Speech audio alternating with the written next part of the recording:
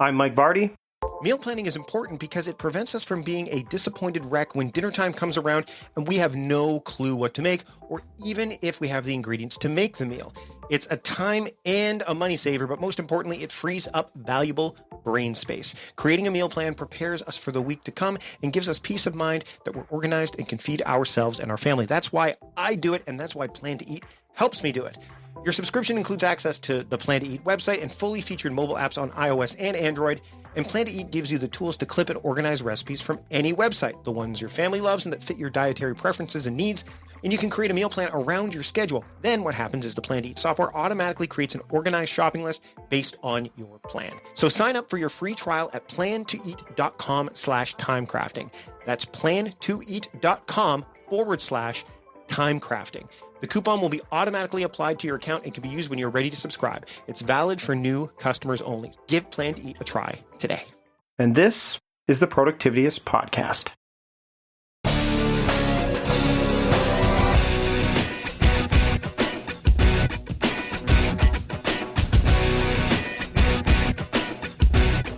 So automation is a thing that I want to pursue more of. I've written about self-automation and how it, to me, is the most important form of automation there is.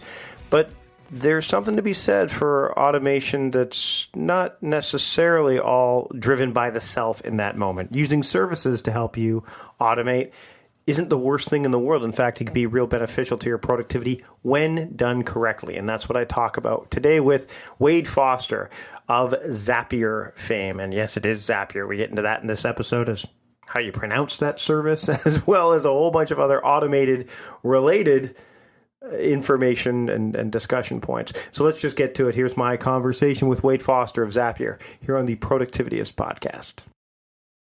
So I didn't automate this interview, Wade. It would have been interesting to see how that would have played out. Yeah, it would have. I'm not sure you could. I mean, I guess you could, but You could. Wade Foster, thanks for joining me on the show this week. Yeah, thanks for having me, Mike. I'm excited to be here. So you are the co-founder and the CEO of Zapier. Now, first off, to rest all of the pronunciation to rest here at this point, it is Zapier, correct? Yes, Zapier makes you happier. You make zaps. Okay. So that's the thing, is because a lot of people that I've talked to have said, oh, it rhymes with because rapier, like a rapier will be like someone who cuts tasks like efficient. I get that, but Zapier will make you happier. So if you're ever confused, that's the motto. That's the all right. Awesome. So why did you start Zapier? Because I mean, was IFTTT around before you guys? I think they were. I think it may have launched like a little bit before us, but our start dates were very close together. Right. So what was I mean, obviously we live in an era where, automation is something that we can all kind of, we can take advantage of. And, I mean, I wrote a post about the best type of automation, which I think we're going to talk about a little bit as we go through this. But what was your kind of mission behind getting Zapier started? Like, why were you so fascinated with getting an automation tool out there in the first place? It started with Bryan and I. So Bryan's my co-founder. We were freelancing at the time, and we would get asked to build these integrations between tools. We'd get asked, can I get our PayPal sales into QuickBooks for me? Or can I get this list of leads up into Salesforce for me? Stuff that's kind of grunt work for most developers. It's not particularly exciting, but for the people who needed it, it is worthwhile. It saves them time and energy. And Bryan messaged me on iChat one day. We were both employed at a mortgage company back in Columbia, Missouri. And he says, hey, I think some of this freelance work we're doing, I think we can turn this into kind of an off-the-shelf product, something where folks don't have to hire engineers anymore. Instead, they can just kind of set up these workflows between apps, without having to know how to code or hire people like us. And I was like, well, that makes a ton of sense. Like, yeah, we should do that. And so that was kind of the original idea or spark behind Zapier. So automation is one of those things where I can see the benefit of it, obviously. As a productivity guy, of course I do. But is there a point where automation going unchecked can kind of be harmful to one's productivity? Yeah. Absolutely. I mean, you see this all the time in like social media, like people trying to automate customer service, right? I think, the telecom providers are great examples of this, where they're listening to keywords and they just awkwardly jump into conversations where it's like clear that they're not welcome, right? Someone's, talking about some other thing and they'll jump in and be like, hey, how can I help? And it's like, we're not looking for help or needing help. Like, it's clearly a bot gone awry. So I definitely think you have to be, careful about where you set up automation and what you use it for. What about so where do people start? Like if someone was starting today, because that's where I kind of fall apart. It's actually quite funny. We're in the process of hiring more people to work with us, and obviously there are some processes that we can put in place that would help us with that, because I think that there are some instances where I don't need people to do that, or better still, I can help the people I'm working with by giving them processes to put in place already. Things like, having it where if they move one thing from Trello to another, from one list in Trello to another, that it automatically updates in Todoist so that I see that it's been done. Things like that. Where do you think people should start if they're looking at doing any form of automation, so that they get a sense of how empowering it can be? I think a company that's really done a great job of like really showcasing the power of just like simple integrations is Slack. Slack, when they launched 2 years ago, a little over 2 years ago now, they did such a great job at making simple notifications into Slack just really simple, right? It was easy to set up. And so people kind of got the bug. It's like, oh, well, this is cool. I can set it up to get, my tasks piped into Slack, right? And now the rest of my team can see it or something like that. And it's not like that kind of stuff is really simple, easy to set up. And it really is kind of a gateway drug to start thinking about, oh, well, what else could I do, right? Like, where else could I send things? And so a lot of folks, I think, start with stuff like that. They look at the tools that they're using already. It's like, well, I've got a Gmail account. Like I end up forwarding a lot of emails, or like I need to share emails with my teammates. What if I set up a thing that automatically like piped them into this Slack room that shared certain stuff? Or maybe I end up, forgetting to tell teammates that I completed a task. So what if I just have, completed tasks pipe into Slack or something like that? So it seems like, that's kind of the gateway drug that gets people's minds churning and thinking like, okay, well, what else can I do? What if people have over automated? Like, what if they've gone in, it's funny. I was talking to somebody today about Evernote, and the idea that, when they first start using Evernote, they throw everything at it, and then it makes it worse for them because they've put everything in there and now they can't find anything.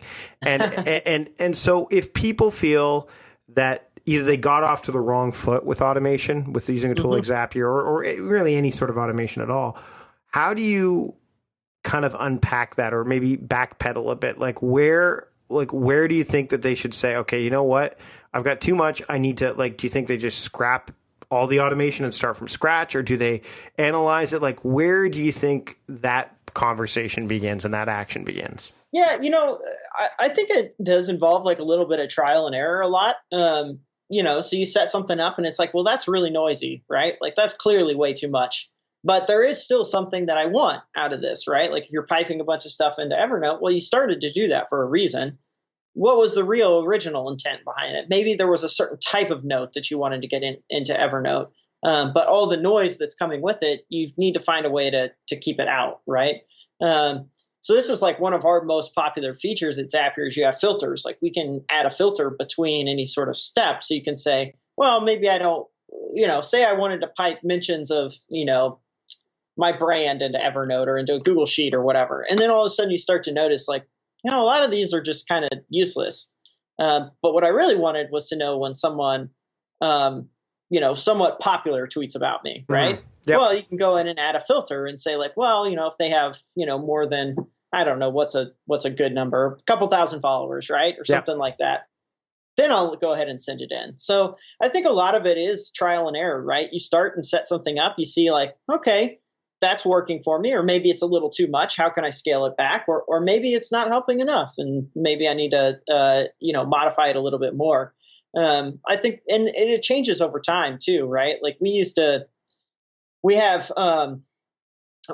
more aggressive about piping things into Slack, but now like we found that, channels that are too noisy with bots, end up people participating less in those channels. So we have like dedicated bot channels that are just more like informational feeds. So if you need it, you can get to it. But if you don't need it, it doesn't muck up, kind of the normal conversational channels.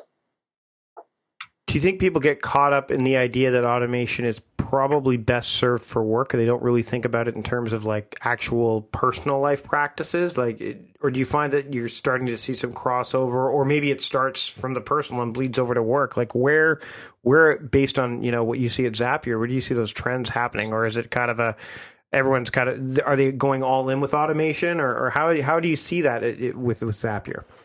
I think it's a bit fuzzy for sure. Zapier, we focus more on work automation, ways to help your business run office, ways to make your back office work a little bit better. That's why we have accounting integrations and e-commerce integrations and email marketing integrations and things like that. But I do think there's some like bleed over between work and home, right? Where people are like, well, maybe I can do a better job with my grocery list, right? Like automate something there. Or maybe it's like messaging my spouse to let them know like when I'm heading to or from events, right? Instead of having to remember to text, like I just set up it to make that message like right before the event in my calendar happens, right?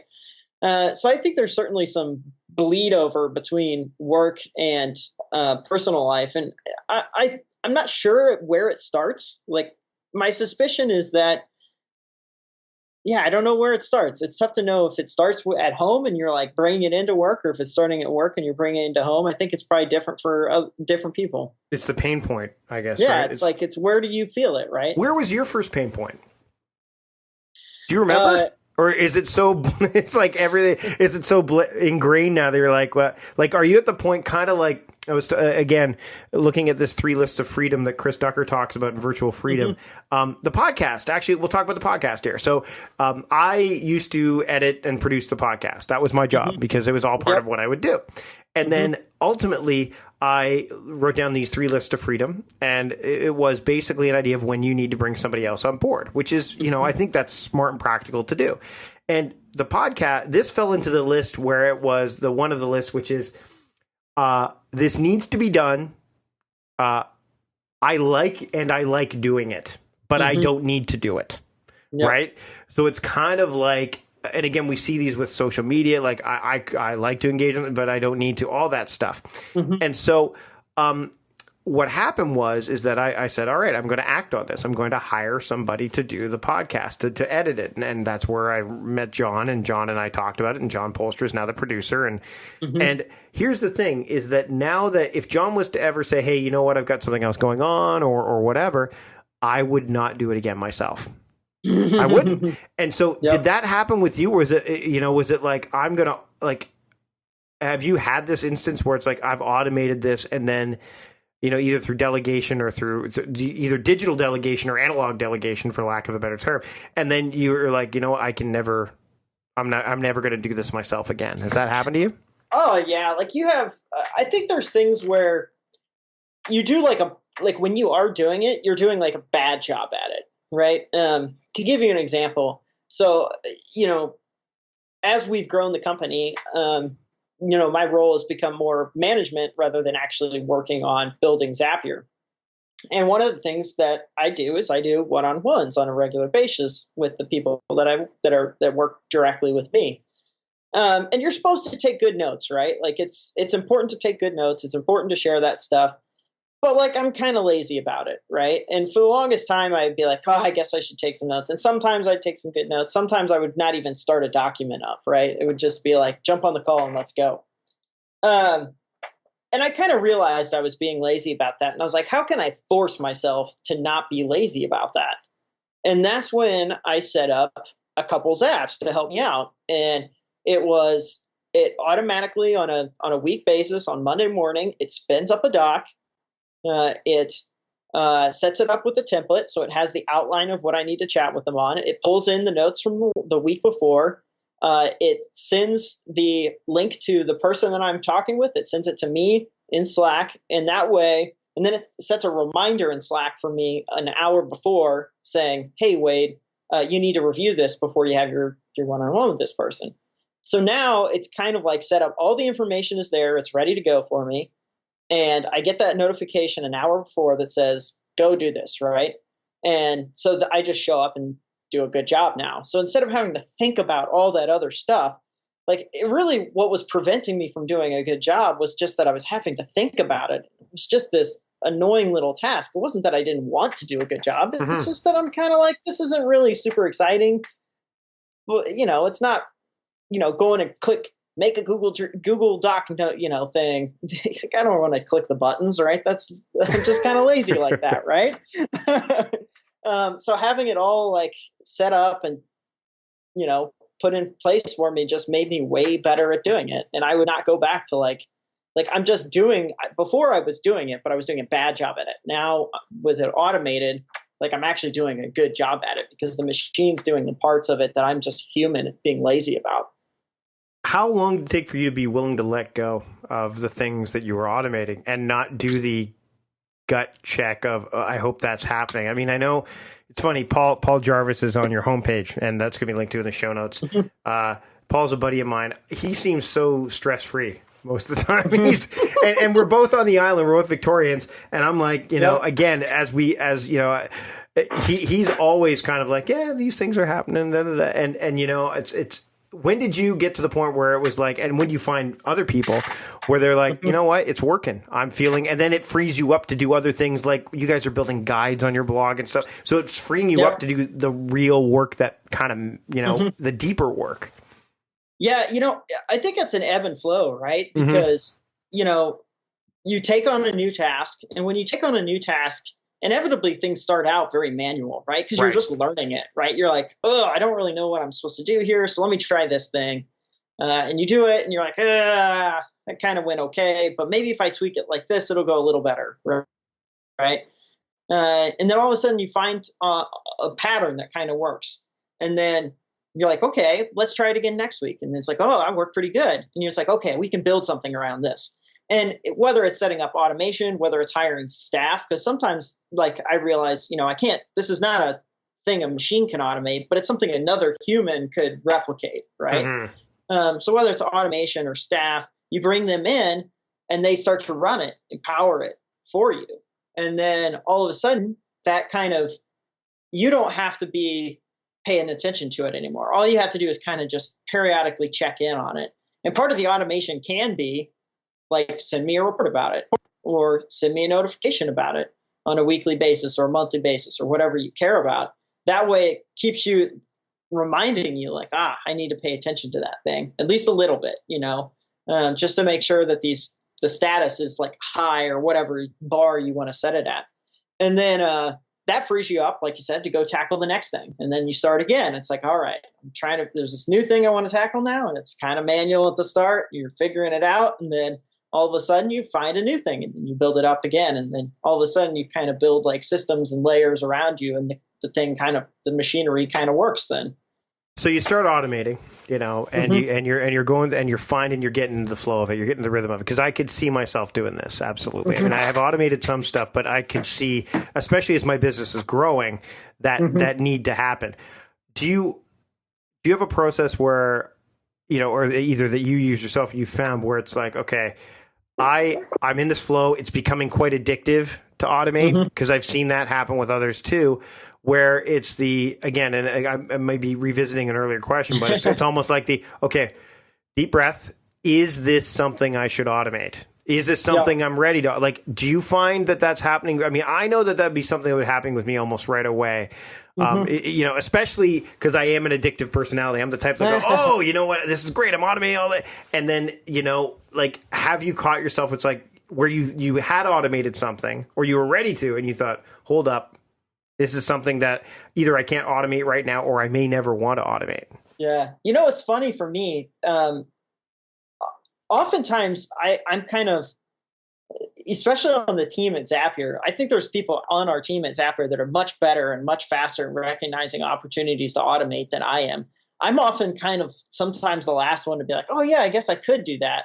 And I think it's in part because like I wanted stuff to automate because I was a bit lazy, right? Like, I wanted something to do this because I just don't really want to do it. And part of that laziness is I'm not going to set up the automation, right? Like, well, that takes time too, right? Like to make sure that, and that's where a lot of people get stuck, right? Wait, is that as they say, oh, I can just do it myself. It'll take me too much time. Like, I just don't have time to set this up, right? When in reality, it's like, well, you take 15 minutes and you got it set up and working for you. Now it's going to save you an hour every week. Like, it's totally worth it. But, that activation energy is tough, right? And so I think there's other folks. For me, sometimes it's like, I just get annoyed, right? It's like, I finally get to that point where I'm just like, this is stupid. Like, I run a company that does this. I need to just do this, and I'll just set it up and be done with it. And so sometimes I do just kind of need that kick in the pants where it's like something happens and it's just like, okay, I'm going to set this up. The Zaps that you guys support, you scroll and you scroll and you scroll. This is also part of the problem with. Well, I was going to say, when something breaks, like when an app makes a change, I went through this pain point with Jeremy Roberts when we were building Do Better with Asana.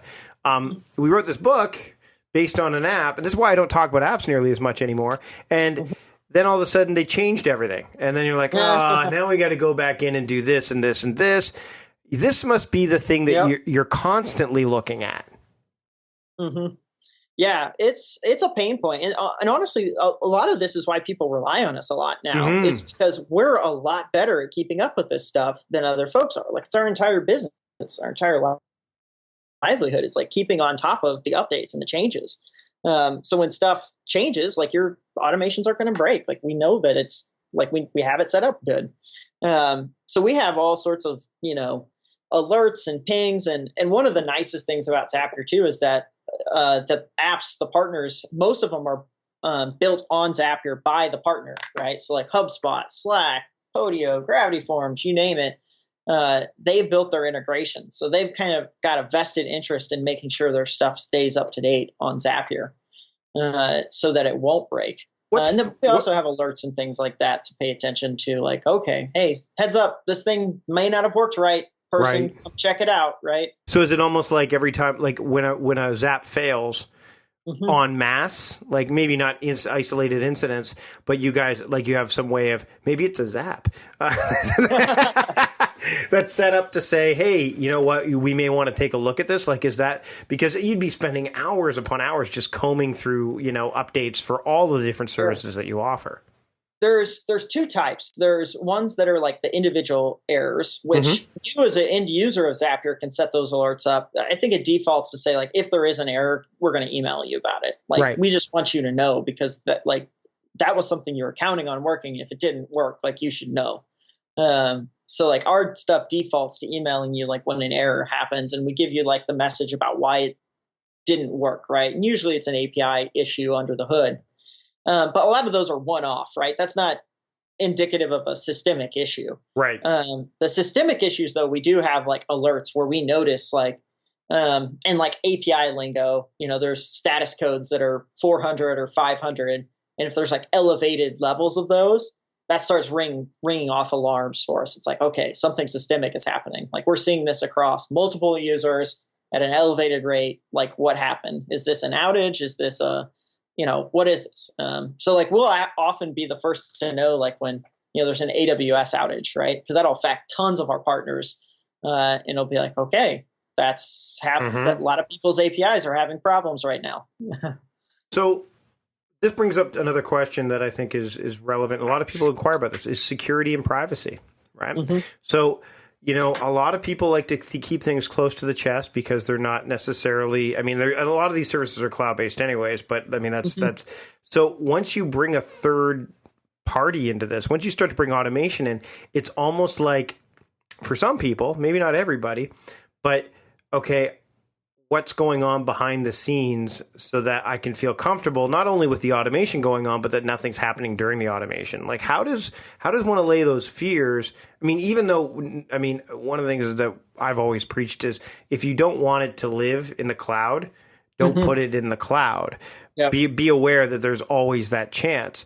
But how do you how does an automation service like yourself, and how does automation kind of keep those things under wraps if they need or people want them to stay as under wraps as possible? Sure. Yeah. And that can be tricky, right? Especially if you have like an audience that's not, super well versed in like technical security implementation details, right? You can't just outright tell them, right? Well, MD5 SHA hash, like blah, blah, blah. They're like, what? Yeah. That doesn't mean anything to me, right? So then it's like, well, how do you communicate? Yes, we're taking all the, proper precautions to make sure that your information is safe, right? And that can be a challenging communication challenge. For APIs, like the way that we do it is hopefully folks are using OAuth, which is, when you see something like when you install, for instance, like an app on your phone, it says like, here's the permissions it has, right? That's similar to that. You go through OAuth and you connect, say, your Slack account to Zapier, and it says, here's what Zapier has permission to do for you. So you can decide, well, do we want to give Zapier that permission or not? And then just because you give us that permission, you say, like, yeah, I'm going to give us a permission. That doesn't mean we're going to do it. Like, we're still only going to do the things that you set up with your Zaps, right? If you tell the Zaps to do the thing, that's the only things that we're going to do. Like, we don't have any, there's not any monkeys in our system, like going and doing any other crazy other stuff. But it's always a risk, right? Like, it's just one of those things that, when you put, like you said, when you put stuff in the cloud, there's no such thing as 100% secure. Right. Absolutely. And I think people need to be aware of that. But I mean, we live in an era where hopefully it's becoming more common knowledge that, hey, look, you want everything's a trade-off to a certain extent. It is. Yep. So before we wrap up, I just want to, kind of dive into a little bit about like if someone was, and we kind of started off the episode like this, but now that people have listened to it, like what are the things that people need to keep in mind when they're automating? Like, I'll throw in something that I think you need to do and I need to do as well is step back and actually remember that the time you're investing in setting it up is going to save you exponentially more time. So before you get caught in that loop of, oh, this is going to take me more time, I'll just do it myself. Just take a step back. And maybe this is if you have one of those Pavlok, electrical things, you could zap yourself and that reminds you, oh, wait, Zapier will do this for me. I don't know. But the point is take that step back and really assess it before you dismiss it. That's my first thing. But what are other things people can do? It's funny you mentioned that. There's a great XKCD comic that is exactly about this, which is like, how long can you work on making a routine task more efficient before you're spending more time than you save? Which is like, okay, if the task takes X long and I do it this frequently, then it's going to be worth it to automate it. Or if I do it this infrequently, I should just keep doing it manually. And it's kind of a joke comic thing, but I've seen it. How often it's actually, I'm going to link to it in the show notes. It's how much time you shave off versus how often you do the task. And it's like a grid. So if it takes you exactly. Yeah. Oh, wow. How often? Yeah. So it's like, if you do this task for 30 minutes and you do it yearly, how often you do the task, how much time you shave off is 30 minutes. If you do it 2 hours, like it's an interesting, across 5 years, it's actually quite interesting. And it's funny, it's a comic that made this, right? But I've had so many people since starting Zapier mention this comic to me. It's like, yeah, I have this next to my desk and I reference it all the time when I'm trying to think about if I'm like, should I automate this or should I just keep going, right? The way I'm doing it. So I think it comes down to a lot of that. It's like, pay attention to the routine things you do every day, every week, and think like, do I need to be doing that? Like, is that something that it seems like a machine could probably do? And if so, maybe investigate, like, how could I, what's the workflow that would be involved for making a computer do that task? Like, what set of apps or app might I need to make that happen? There you go. Wade, this has been great. I encourage everybody to go check out Zapier. I'm using it in its basic form. But after chatting with you again today, and just kind of, I think my wife and I are going to spend some, besides hiring our virtual assistant, we're going to spend some time in Zapier getting things, set up. It's funny, recent weeks with Michael, talking to a bunch of people like Michael Gerber and stuff like that. It's all signs. There's a reason I have people on the show at certain times. And it's been very serendipitous to have you on the show at this time. So Wade, where can people find you, and where would you like to point them to online so that they can check things out? Yeah, so you can find me online. I'm wade@zapier.com if you want to shoot me an email, or Twitter, I'm just at Wade Foster. If you want to check out Zapier is Zapier.com. You can check out the site. There's all sorts of cool stuff that you can set up. Like we support 700 some odd apps. So if you're using any sort of apps that's found, you can automate something with Zapier. Absolutely. Wade, thanks for joining me this week. Appreciate it. Yeah, awesome. Thanks, Mike.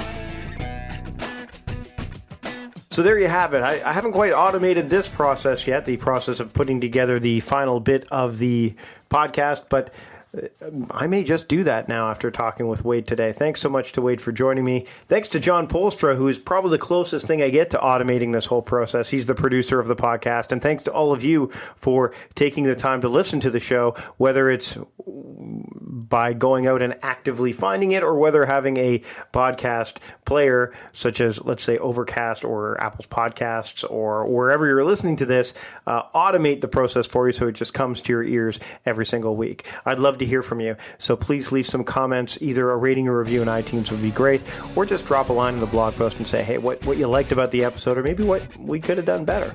That's it for this week. Thanks so much for joining me. I am Mike Vardy, host of the Productivityist Podcast, reminding you to stop guessing and start going.